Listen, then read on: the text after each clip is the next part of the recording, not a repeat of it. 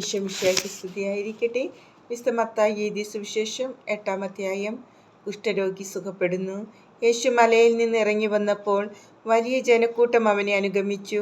അപ്പോൾ ഒരു കുഷ്ഠരോഗി അടുത്തു വന്ന് താണു വണങ്ങി പറഞ്ഞു, കർത്താവേ, അങ്ങേക്ക് മനസ്സുണ്ടെങ്കിൽ എന്നെ ശുദ്ധനാക്കാൻ കഴിയും. യേശു കൈ നീട്ടി അവനെ സ്പർശിച്ചുകൊണ്ട് അരുളിച്ചെയ്തു, എനിക്ക് മനസ്സുണ്ട്, നിനക്ക് ശുദ്ധി വരട്ടെ. തൽക്ഷണം കുഷ്ഠം മാറി അവന് ശുദ്ധി വന്നു. യേശു അവനോട് പറഞ്ഞു, നീ ഇതാരോടും പറയരുത്. പോയി നിന്നെ തന്നെ പുരോഹിതന് കാണിച്ചു കൊടുക്കുകയും മോശ കൽപ്പിച്ചിട്ടുള്ള കാഴ്ച ജനത്തിൻ്റെ സാക്ഷ്യത്തിനായി സമർപ്പിക്കുകയും ചെയ്യുക. ശതാധിപൻ്റെ ഭൃത്യൻ. യേശു കഫർനാമിൽ പ്രവേശിച്ചപ്പോൾ ഒരു ശതാധിപൻ അവൻ്റെ അടുക്കൽ വന്ന് യാചിച്ചു, കർത്താവേ, എൻ്റെ ഭൃത്യൻ തളർവാദം പിടിപെട്ട് കഠിന വേദന അനുഭവിച്ച് വീട്ടിൽ കിടക്കുന്നു. യേശു അവനോട് പറഞ്ഞു, ഞാൻ വന്ന് അവനെ സുഖപ്പെടുത്താം. അപ്പോൾ ശതാധിപൻ പ്രതിവചിച്ചു, കർത്താവേ, നീ എൻ്റെ ഭവനത്തിൽ പ്രവേശിക്കാൻ ഞാൻ യോഗ്യനല്ല. നീ ഒരു വാക്ക് ഉച്ചരിച്ചാൽ മാത്രം മതി, എൻ്റെ ഭൃത്യൻ സുഖപ്പെടും. ഞാനും അധികാരത്തിന് കീഴ്പ്പെട്ടവനാണ്. എൻ്റെ കീഴിലും പടയാളികളുണ്ട്. ഒരുവനോട് പോകുക എന്ന് പറയുമ്പോൾ അവൻ പോകുന്നു, അപരനോട് വരിക എന്ന് പറയുമ്പോൾ അവൻ വരുന്നു, എൻ്റെ ദാസനോട് ഇത് ചെയ്യുക എന്ന് പറയുമ്പോൾ അവൻ അത് ചെയ്യുന്നു.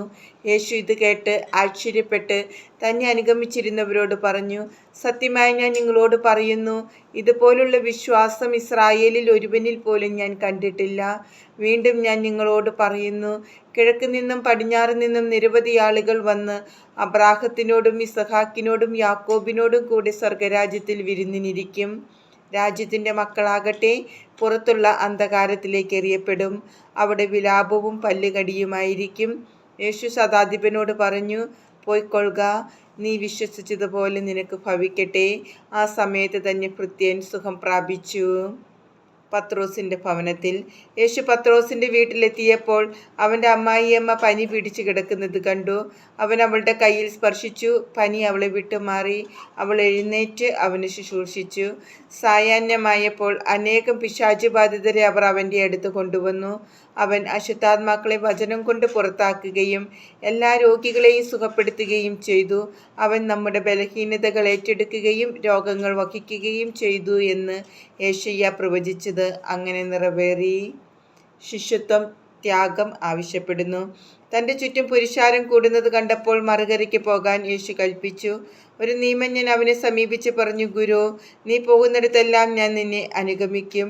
യേശു പറഞ്ഞു, കുറുനരികൾക്ക് മാളങ്ങളും ആകാശപ്പറവുകൾക്ക് കൂടുകളുമുണ്ട്, എന്നാൽ മനുഷ്യപുത്രന് തലചായ്ക്കാൻ ഇടമില്ല.